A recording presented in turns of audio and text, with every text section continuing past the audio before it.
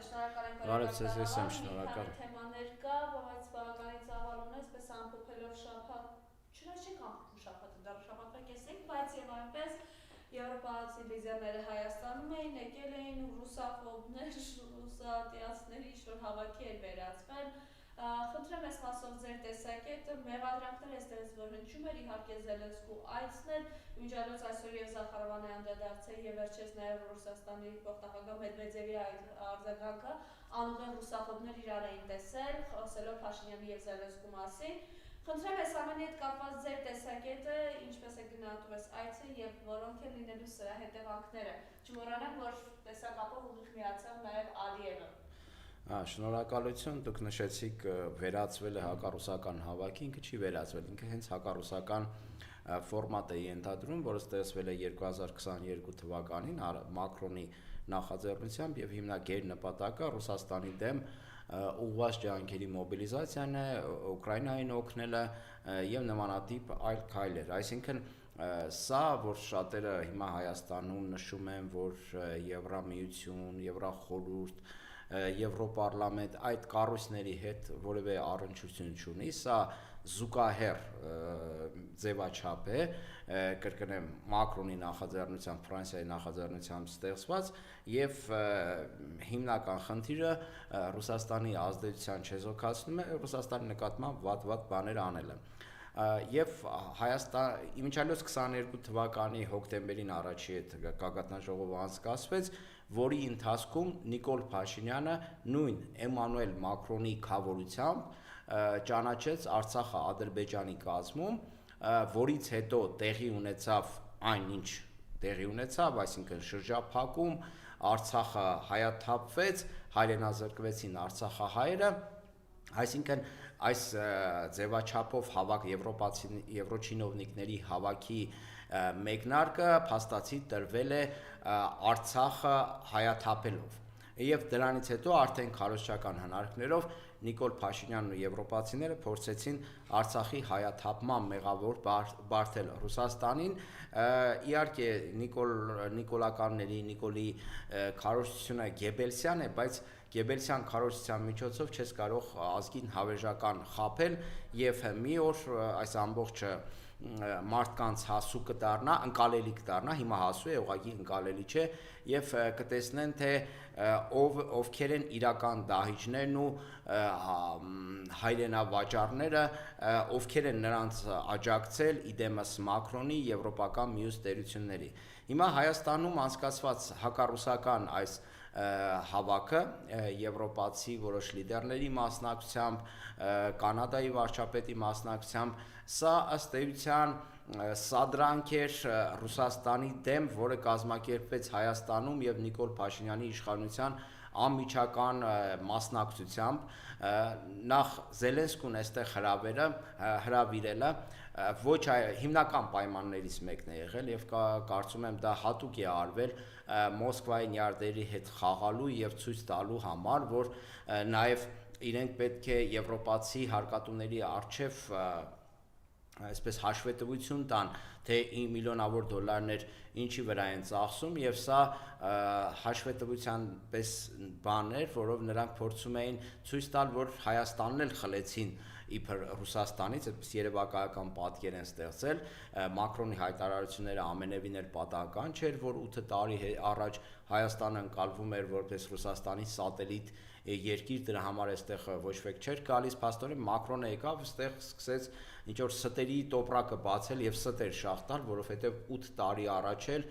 դրանից առաջ էլ Հայաստանում բազմաթիվ եվրոպական եւ ոչ միայն եվրոպական լիդերներ են այցելել, այսինքն այնպես չէր, որ Հայաստանը իզգոյ պետություն էր, հիմա Նիկոլ Փաշինյանն ու ինքը Հայաստանը հանեցին իզգոյ պետությունների շարքից։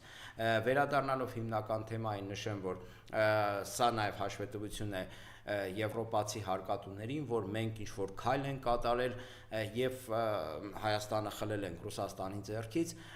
եւ սա ողբերգություն է առաջերտին հայ ժողովրդի համար, ես այդ եվրոպացիներին, եվրոչինովնիկներին, այն չինովնիկներին, որոնց Նիկոլը ժամանակին աղջիկ վախտեր, այսինքն երբ որ ընդդիմադիր էր, անվանում էր եվրայոնջաներ, սա իմ գնահատականը չէ, սա Նիկոլ Փաշինյանի գնահատականն է, բացեք եւ կարդացեք, եթե մոռացել եք, թե ինչպես էր գնահատում Նիկոլ Փաշինյանը եվրոպացիներին ընդդիմություն եղած ժամանակ։ Հիմա այստեղ հավաքվելով այս չինովնիկները իրենց խնդիրներն են լուծում, այդ երկրները իրենց խնդիրներն են լուծում, ես դա չեմ քննարկում, իրենք կարողանում են լուծում են, այլ խնդիրը թե մենք ինչու ենք իդեմս Նիկոլ Փաշինյանի, ինչու են համաձայնվել դառնալ աշխարհաքաղաքական խուլդա, աշխարհաքաղաքական ֆուտբոլի գնդակ, այս գերտերությունների, այլ տիպի պետությունների միջև, երբ աշխարհը դարձել է գերտուրբուլենտային, երբ անհասկանալի է, թե հաջորդ օրը ինչ նոր պատերազմ է Պորտգալու ով դեմ ինչպիսի քայլեր է անելու, մենք ըստ էության այս փոթորկող ծովում Նիկոլ Փաշինյանի ղեկավարությամբ որոշում ենք ամբողջովին, ասենք պատկերացրեք դուք նավով նավարկում եք օվկիանոսում, օվկիանոսը փոթորկոտ է ու հանկարծ որոշում եք, որ այդ նավը ամբողջովին կառուցվածքով պետք է կապիտալ վերանորոգման ենթարկեք, ամբողջը փոխեք այդ փոթորիկի ընթացքում։ Հիմա մենք այդ նավում գտնվող ուղևորների նման ենք, այսինքն ղեկավարությունը իդեմս Նիկոլ Փաշինյանի որոշել է սադրել Ռուսաստանին Զելենսկուն այստեղ հրավիրելով եւ թույլ տալով, որ Զելենսկին այստեղից հայտարարի մայիսի 9-ին Կարմիր հրապարակի Մոսկվայի դեմ հարձակումներ կազմակերպելու մտադրության մասին։ Մակրոնը թույլ տվեցին, որ Մակրոնը այստեղ իրեն իրավունք վերապահի հայտարարելու, որ 4000 ռուս զինվորները, որոնք գտնվում են 102-րդ ռազմաբազայում եւ 1000 սահմանապահները պետք է դուրս գան Հայաստանից։ Դե դա ինչ Մակրոնի ինչ գործն է, չենք հասկանում։ Եթե ինքը մտածում է, որ այլընտրանք է առաջարկում, ապա մենք չտեսանք այդ այլընտրանքը ինչ է առաջարկում ռուսական անվտանգության հովանոցի փոխարեն։ Եվ նման սադրիչ քայլերով Նիկոլ Փաշինյանը, Մակրոնը փորձում են Ռուսաստանին դուրս բերել հավասարակշռությունից, դրդել քայլերի, որոնք ըստ էության ուղղված կլինեն Հայաստանի եւ հայ ժողովրդի դեմ, որովհետեւ գաղտնիք չէ, որ Հայաստանը հատկապես Նիկոլ Փաշինյանի օրոք սուպեր կախվածության մեջ է հայտնվել տնտեսապես Ռուսաստանից, էլ չասեմ էներգետիկ կոմպոնենտը, ռազմական կոմպոնենտը եւ այլն, եւ հետեւաբար Ռուսաստանը, որը գնահատում է Մակրոնի կազմակերպված այս ձևաչափը, թշնամական ձևաչափ եւ թշնամական քայլեր Ռուսաստանի նկատմամբ, հետեւաբար իր պետության շահերից ելնելով պետք է արձագանքի այդ թշնամական քայլերին։ Եվ եթե արձագանքում է, ապա այդ դեպքում տուժվում է Հայաստանն ու հայ ժողովուրդը։ Նիկոլ Փաշինյանը, Ալեն Սիմոնյանն, Ալեքսանյան Վահագը, մյուսները իրենք չեն տուժվելու, որովհետեւ այս ընթացքում իրենք հասցրել են կուտակել բավականաչափ շոշափելի կապիտալ, որը իրենց թույլ կտա յուրաքանչյուր երկրում այսպես ապահով կյանք վարելու, հետևաբար մտածելու տեղի կունի հայ ժողովուրդը, Հայաստանի Հանրապետության բնակիչը, որովհետև Ռուսաստանի պատասխան իր սեփական պետության շահերը պաշտպանելու տեսանկյունից ելնելով պատասխան քայլերը կարող են շատ դաժան հետևանքներ ունենալ Հայաստանի համար։ Եվ այդ Նիկոլ Փաշինյանը, ես ասեմ, սպասում է այդ քայլերին, սպասում է, որ Ռուսաստանը որոշակի բաժամիջոցներ կիրառի, որոշակի վերաբերմունք փոխի Հայաստանի նկատմամբ, որ դա էլ քարոզչական գործիք օգտագործի եւ հայտարարի, որ տեսակ Ռուսաստանը ինչ քայլեր է անում մեր դեմ, Հայաստանի դեմ, հայ ժողովրդի դեմ, բայց դրանք ոչ հայ ժողովրդի դեմ են, ոչ էլ Հայաստանի դեմ է։ Դա Նիկոլ Փաշինյանի վարած քաղաքականության արձագանքն է։ Այսինքն իր շահերից ելնելով Ռուսաստանը արձագանքում է Նիկոլ Փաշինյանի քայլերին, որից տուժում է հայ ժողովուրդը։ Ստացվեց, որ Նիկոլ Փաշինյանն ու Մակրոնը ըստ էության սադրիչներ էին։ Նիկոլ Փաշինյանը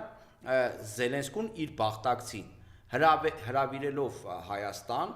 ես կարծում եմ, որ դա եվրոպացիների պայմաններից ու պահանջներից մեկն է եղել, որ Զելենսկին անպայման մասնակցի,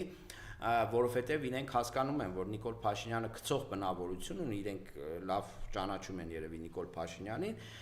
եւ Զելենսկուն այստեղ հրավիրելով Մակրոնի հետ հայտարարությունները միտված էին այն բանին, որ հանկարծ Նիկոլ Փաշինյանը ճանապարհի կեսից հանկարծ ինչ-որ բանից ելնելով չփոշմանի եւ իրեն շահերին հակառակ, իրեն շահերին, ոչ թե Հայաստանի շահերին, իրեն շահերին հակառակ քայլեր չանի։ Հետևաբար մենք այս եվրոպական գունագեղ կրկեսից եւ շոուից ստացանք Ռուսաստանի հանդեպ սադրիչ քայլերի մի փունջ, որի հետևանքները մենք հավանաբար կզգանք մինչև հունիսի 7-ը եւ Աստված մի արասցե հունիսի 7-ից հետո, եթե Նիկոլ Փաշինյանը փորձի ամեն գնով մնալ իշխանության եւ փորձել բավարարել թուրքերի, ադրբեջանցիների եւ տարատեսակ եվրոպացի չինովնիկների պահանջները։ Հետևաբար ամփոփելով այս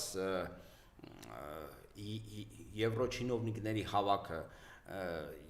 Երևանում, Հայաստանում եւ Մակրոնի պետական այցը, փորձելով հասկանալ թե ինչ տվեց դա մեզ տվեց շոուներ, ծափ ծլնգոց, շատ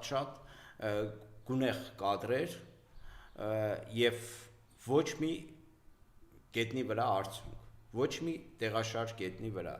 իրական կյանքում հայտարարեցին 2 միլիարդ 700 միլիոն եվրոյի, չգիտեմ, ներդրման, օգնության, աջակցության մասին, ես հիշեցնեմ, որ այդ 2 միլիարդ եվրոն, մի փոքր ավել, նույն եվրոչինովնիկները խոստացել են 2020 թվականին, պատերազմից անմիջապես հետո, որպեսզի հայերին մխիթարեն այդ պարտությունից հետո 2.5 միլիարդ եվրո նույն մարտիկ 25 թվականին խոստացան, կարծեմ Բրյուսելում, հիմա էլ այդ նույնը եկել խոստանում են 2026 թվականին, փաստացի դառնալով Նիկոլ Փաշինյանի քարոզչական գործիքները Հայաստանում, նրանք ըստ էության նաև հիբրիդային միջամտություն են իրականացրել Հայաստանի ներքին գործերին, ներքին քաղաքական գործերին, ընդհանրապես եվրոպացիները սովորություն ունեն եվրոինտեգրացիան օգտագործել որպես քաղաքական զենք այն երկրների դեմ, ովքեր ցանկություն են հայտնել եվրոպական ինտեգրմանը մասնակցելու։ Նրանք ներքաշում են այդ երկրներին ինչ-որ խոստումներ տալով, դրդելով ինչ-որ քայլեր անել դիցուկ վրացիները։ Հետո ճանապարհի կեսից բացարձակ զրկում են ինքնիշխանությունից, հատկապես արտաքին քաղաքականության առումով, բացարձակ զրկում են, պարտադրում են քայլեր, օրինակ Վրաստանի դեպքում պարտադրում էին Ուկրաինայից հետո Ռուսաստանի դեմ բացել երկրորդ ճակատ։ Վրացիները հասկանալով, որ դա սուիցիդ է, ինքնասպանություն է, քաղաքական եւ ոչ միայն քաղաքական, հայտարարեցին, որ չեն պատրաստվում դառնալ եվրոպացիների մանրադրամը։ Եվ դրանից հետո տեսակ ինչ եղավ։ Սպառնացին սանկցիաներով, չգիտեմ, այլ արտոնություններից զրկեցին։ Այդ նույն եվրոչինովնիկները Թբիլիսիի փողոցներում մասնակցում էին հակակառավարական ցույցերի։ Այսինքն այդ մարդիկ հիբրիդային պատերազմի, այսպես վառ վկայություններ են։ Հիմա ուրիշների մեղադրում են, օրինակ Ռուսաստանին հիբրիդային միջամտություն իրականացնելու մեջ հունիսի 7-ին սպասվող ընտրությունների համատեքստում։ Մակրոնը հայտարարում է, որ ինքը աջակցում է Նիկոլ Փաշինյանին, այնպես ինչպես աջակցել է Մոլդովայի նախագահ Մարիա Սանդուին նախորդ տարի տեղի ունեցած ընտրությունների ժամանակ։ Դուք պատկերացնում եք, ասենք Վլադիմիր Պուտինը գար եւ այստեղ հայտարարեր, որ պաշտպանում է որևէ տեխնացուի։ Ինչ ոռնոց դուրս կգար այդ ամեն ինչից, ինչպիսի մեղադրանքներ կհնչեին, որ Պուտինը աջակցում է այս կամ այն տեխնացուին։ Պուտինը, չեզոք կարելի այս համատեքստում, այս ֆոնին կարելի ասել ապրիլի 1-ին չեզոք հայտարարություններ արեց, ընտրությունների հետ կապված ոռնոցը մի ամիս չէր դադարում։ Ընդհանրապես ինչ մեղադրանք ասես հնչեցրեցին, բայց այս չինովնիկները, նույն այդ ֆոն դեր Լայնը, ով Ալիևին համարում է կարևոր գործընկեր Եվրամիության համար եւ շատ հավեսով գազ են գնում Ալիևից այդ նույն եվրոպացիները, կրկին հայտարարեց Նիկոլ Փաշինյանին պաշտպանելու մասին, այսինքն այս մարդիկ եկել էին ըստ էության երկու նպատակով, առաջին նպատակը հակառուսական քայլեր գեներացնելն էր, Հայաստանին Ռուսաստանի դեմ սադրելն էր եւ համապատասխան ռեակցիա ակնկալելով, որ ռուսները որևէ քայլ անեն եւ դրա հետևանքով այստեղ իրենք ստանան քարոզչական փուչիկ փչելու հնարավորություն եւ երկրորդը մասնակցելու Նիկոլ Փաշինյանի հետ քարոզչական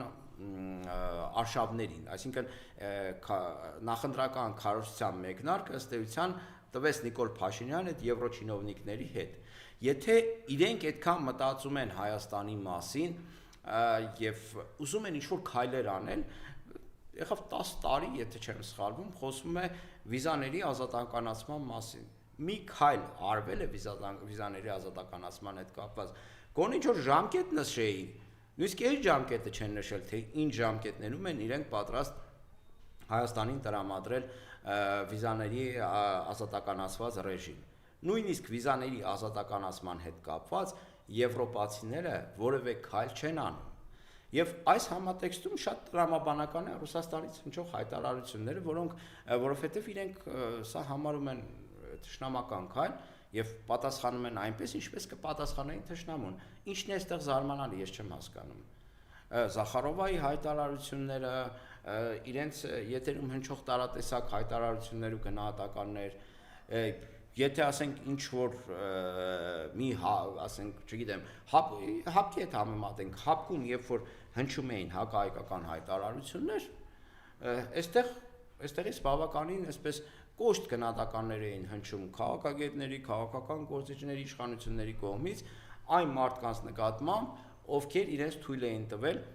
պրո-ադրբեջանական այն ժամանակ հիշում եք, չէ՞ որ Ադրբեջանը թշնամի էր, Թուրքիան հակառակորդ պետություն էր համարվում, հիմա Նիկոլ Փաշինյանի տրամաբանությամբ մի քիչ փոխվել է,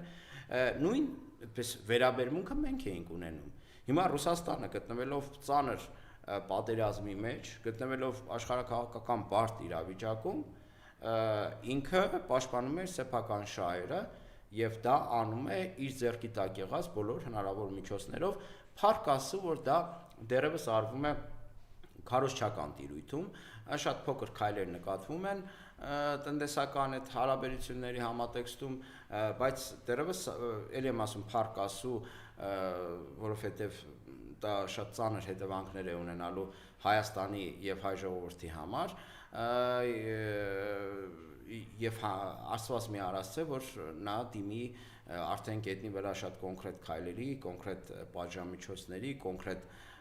հետևանքներ ունենա եւ մենք զգանք այդ հետևանքները։ Հետևաբար պետք է մենք ամեն ինչ անենք, ամեն ինչ անել այն առումով, որպեսզի կարողանանք այս էսկալացիան զսպենք քաղաքական գործիքակազմով, իսկ այդ քաղաքական հիմնական գործիքակազմը հունիսի 7-ի ընտրություններն են, որտեղ պետք է արդեն մենք որոշենք, արդյոք մենք համաձայնություն ենք տալու ԿՊ-ին ընտրելով դառնալ աշխարհաքաղաքական խուրդա, դառնալ գնդակ պետությունների համար եւ դառնալ որբի գլուխ, ով երբ ուզենա խուզի տրամաբանության շրջանակներում։ Եթե այդ կարգավիճակում եք տեսնում Հայաստանին, ապա դուք կարող եք ընտրել Նիկոլ Փաշինյանին։ Իսկ եթե ցանկանում եք որակապես այլ տիպի Հայաստան ունենալ, ես չեմ ասում, որ միանգամից դա տեղի կունենա, ապա դուք պետք է ընտրեք ընդդիմության տիրույթից որևէ մեկին, որովհետև այս անգամ ընտրությունը բավականին լայն է, մի կողմից լավ է, մի կողմից վատ է, չխորանանք այդ ներքաղաքական հարցերի մեջ, բայց կա այս պարագայում երկու ընտրություն, կամ սա, եւ մենք ընդդիմության հաղթանակի դեպքում, միասնական ընդդիմության հաղթանակի դեպքում շանս կունենանք ուղղելու այն սխալները, այն կոպիտ սխալները, որը թույլ է տվել Նիկոլ Փաշինյանը եւ Հայաստանը բարձրացնել մի քանի մակարդակ տնտեսական զարգացվածության, անվտանգության, խաղաղության, դաշնակիցներ ձեռք բերելու, աշխարհաքաղաքական գործոն դառնալու այդ համատեքստում։ Այլապես մեզ սպասվում է շատ դաժան իրավիճակ հունիսի 7-ից հետո եւ այն խաղաղության խոստումները, որ հիմա Նիկոլ Փաշինյանը տալիս է, նույնիսկ իրենց կարգախոսն է այդ մասին հուշում, հարգելիներս, ես ուզում եմ հիշեցնել, որ անվտանգ բանի լինում է միայն թակարդում եւ ամբողջ աշխարհը, ես նշեցի իմ խոսքի մեջ, որ գտնվում է տուրբուլենտային աշխարհակաղակական իրավիճակում, որտեղ ամեն օր, ամեն ժամ իրավիճակ է փոխվում, Ամերիկայից մինչև Չինաստան ընկած տիրույթում, ես մեկ հատկանշական օրինակ բերեմ, որպեսզի պարզ լինի, թե ինչպես են իսկական պետությունները արձագանքում այս իրավիճակին, իրենք չեն հայտարարում խաղաղության, չգիտեմ, ամեն գնով խաղաղության հասնելու մասին, ինչ-որ մեկի առաջ կզելու մասին, իրենք ամրապնդում են իրենց դիրքերը, իրենց ռազմական դիրքերը եւ պատրաստվում են ատամներով պաշտպանել իրենց պետության շահերը։ Դիցուք վառ օրինակ Ճապոնիային վերցնենք, Ճապոնիան 2 օր առաջ տեղեկատվություն տարածվեց, որ 80 տարվա ընթացքում առաջին անգամ որոշել է իր ռազմական ծախսերը մեծացնել այն չափով, որ Ճապոնիային դարձնելու այդ առումով երրորդ երկիրը ամբողջ աշխարհում։ Իսկ նշեմ, որ ինչով է սա ունիկալ, որովհետև 80 տարի Ճապոնիան որդեգրել էր, օրենսդրորեն որդեգրել էր պացիֆիստական քաղաքականությունը, օրենքով սահմանված էր, որ նա չի կարող այլ պատերազմների մասնակցել, նույնիսկ իրենց բանակը կոչվում էր ինքնապաշտպանական բանակ, այսինքն այդ բանակը պետք է կռվի մեջ մտնել միայն այն դեպքում, երբ Ճապոնիայի նկատմամբ կլիներ ուղղակի ագրեսիա։ Հիմա ըստ էության դուրս են գալիս այս պացիֆիստական տրամադրություններից, Չինաստանի սահմանի մոտ գտնվող կղզում տեղադրում են ռադարներ, հակաօդային պաշտպանության զենքեր եւ այլն, այսինքն սա այն դեպքում, երբ Ճապոնիայում տեղակայված է Ամերիկայի Միացյալ Նահանգների թվով ամենաշատ բազաները, ռազմաբազաները, թվականակով նաև զինվորների, այսինքն եթե մտածում ես, որ դե Ամերիկան գերտերություն այնտեղ բազաներ ունի, անվտանգություն է ապահովում, այդ դեպքում ինչով է տրամաբանված քո ռազմական ծախսերը, փաստացի ճապոնացիները հասկացել են, որ առաջի գործոնը հիմնական քո անվտանգությունը ապահովելու դա քո ռազմական ուժերն է, ինչը Նիկոլ Փաշինյանը մերժում է։ Ես ուզում եմ համեմատականները ճիշտ տանենք, եւ երկրորդ նա չի ասում դուրս եկեք ամերիկացիներ, այլևս ես կապահովեմ իմ անվտանգությունը, քանի որ դուք արաբական թերակղզում օրինակ չկարողացաք ապահովել այն պետությունների անվտանգությունը, որոնց խոստացել եք ապահովել, խոսքը Արաբական Միացյալ Էմիրություններ, Սաուդյան Արաբիա եւ այլն։ Նույն կարգավիճակում գրեթե մենք ենք։ Այսինքն մեզ ոչ մեկ չի խանգարում հզորացնել մեր ռազմական պոտենցիալը, դա չի նշանակում ամենևին պատերազմ, ընդհակառակը դա նշանակում է պատերազմի վտանգի նվազեցում եւ մեր հիմնական ռազմական դաշնակից Ռուսաստանի հետ հարաբերությունների վերանայում, իրական գործընկերային հարաբերությունների հաստատում եւ այս երկու գործոնների համադրմամբ մենք հնարավորություն կունենանք տարածաշրջանում ապահովել անվտանգություն հայերի համար եւ երկրորդ դառնալ գործոն, որի հետ հաշվի կնստեն եւ որին չեն դարձնի գնդակ մակրոններն ու մնացածները, որ ինչ ուղղությամբ ուզենան տշեն հանուն իրենց երկրի շահերի։ Նիկոլ Փաշինյանի համար այս ամեն ինչը էական որևէ նշանակություն չունի, որովհետեւ իրեն միայն հետաքրքրում է իր սեփական իշխանության վերարտադրությունը։ Մնացած բոլոր առումներով Հայաստանից կմնա 1 քառակուսի կիլոմետր թե 10 քառակուսի կիլոմետր, իրենց ամենևին էլ դա չի հուզում։ Իրենց հիմնական նպատակը իշխանությունն է եւ միայն իշխանությունն է։ Դրա համար նրանք ոչ մի բանի առաջ կանգ չեն առնում։ Դրա համար նրանք չգիտեմ, ասենք սկսել է Նիկոլ Փաշինյանը արտարացնել նախընտրական շրջանում Տավրոսների կողմից միլիոնավոր դրամների սոցիալական օգնության բաժանումը։ Եթե ասենք մարդը տեխնացու է, այդ Տավրոսները խոսքը վերաբերում են Թալինի քաղաքապետին, ով հիշում եք, չէ, Մարտաճարի բակում սպառնում էր շալվարը իջեցնել զոհված զինվորի ծնողի առաջ, այդ մարդը միլիոններ է բաժանում ըստ մամուլի սոցիալական օգնության տեսքով եւ որևէ խնդիր չեն տեսնում այստեղ իշխանությունները, դե ասում են հիմա մարդկանց օգնում են, մնացածներ են մարդկանց օգնում, սակայն ինչ տարբերություն է, այդ մարդը տեխնացու է, քաղաքացիական պայմանագիր կուսակցության համամասնական ցուցակով։ Այսինքն սա դրսևորումներից մեկն է, համոզված եմ, որ բոլոր մարզերում, բոլոր քաղաքներում, որտեղ ԿՊ-ն ունի իշխանություն, նույն բանն է կատարվում, պլյուս մինուս, այսինքն իրենք բոլոր ուղղություններով աշխատում են այն տրամաբանությամբ, որ լինի մահկամ իշխանություն է հայտնի այդ կարգախոսը մի քիչ այդպես վերափոխենք եւ այս առումով հայ ժողովուրդը պետք է հասկանա, որ մենք հերթական անգամ չպետք է կանգնենք աշխարհաքաղաքական այս բարդ իրավիճակում դառնալու այն ազգը, որը ամեն ինչ շատն է դուժել այդ կարգավիճակին 20 թվականին մենք նույն 1920 թվականի մասին է խոսքը նույն իրավիճակում հայտնվեցին գրեթե նույնիսկ խաղացող անձինք Ֆրանսիա, Անգլիա, Ռուսաստան, Թուրքիա եւ այլն նույնն են եւ ունեցանք մենք շատ դաժան հետևանքներ զգացինք մեր պապերը զգացին իրենց վրա գրեթե կորցրել էինք պետությունը գրեթե ամեն ինչ կորցրել էինք եւ միայն արդեն 11-րդ Կարմիր բանակի միջամտության շնորհիվ 20 թվականին հնարավոր եղավ պահպանել 30,000 քառակուսի կիլոմետր տարածքով պետականություն նշեմ որ դրանից առաջ առաջին հանրապետությունը 60,000 քառակուսի կիլոմետր էր եւ այնպես չստացվի որ այս քայլերի հետևանքով մենք այս անգամ դառնանք 15,000 աստված մի արասցե որևէ Հայաստանի Հանրապետության որևէ քաղաքացի նման բան չի ցանկանում եւ մեր քայլով հիմա մենք կարող ենք այդ ամեն ինչը կանխել, որովհետեւ էլի նշեմ, որ Նիկոլ Փաշինյանի համար Հայաստանը կլինի Արևմտյան Ադրբեջան թե Արևելյան Անատոլիա որևէ նշանակություն չունի, իր համար կարևորը իշխանությունն է։ Եթե վերջինս հակեր չարց, այսինքն ինքը անմիտ ձևով չէ այս ամենը չի արել, սա հանցավոր դիտավորություն է եւ որը այսպես ասում ենք ցավը քաշել է հայ ժողովուրդը։ Դե ես մտածում եմ որ հանցավոր դիտավորություն է, բայց նաեւ անմտության վարկածը չեմ բանանում, որովհետեւ իրենցից սпасելի է, այսինքն սակայն ինչ տարբերություն Այսինքն որևէ տարբերություն ամիտ արել, դեբիլության արդյունքում արել կամ հոգեգան գրգռվածության կամ չգիտեմ շեղվածության արդյունքում արել։ Այսօր օրինակ Կարապետյանը խոսում էր ինչ-որ սնկերից մնաց։ Հա, հիմա չգիտեմ ինչի արդյունքում է դա արել, բայց մեզ համար արդյունքն է կարևոր։ Հիմա եթե մեկը մեկին սպանում է, ենթադրենք, հա, ինչ որ հետարքիր է, ասենք, հոգեկաներ տվեց սպանես, դիտավորություն կար, մի ամիտ եղավ, բայց վերջի արդյունքում մարդը դե մահացել է։ Հիմա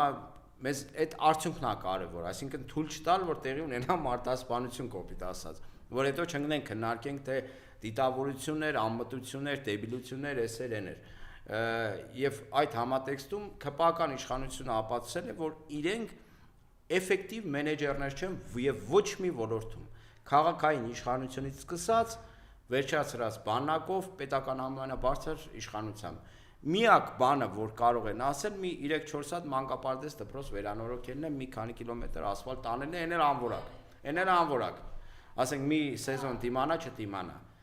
Միակ ձեռքբերում է իրենց էտա։ Նույնիսկ այդ կառուցել մասշտաբային կառուցելու ինչ որ կառույցներ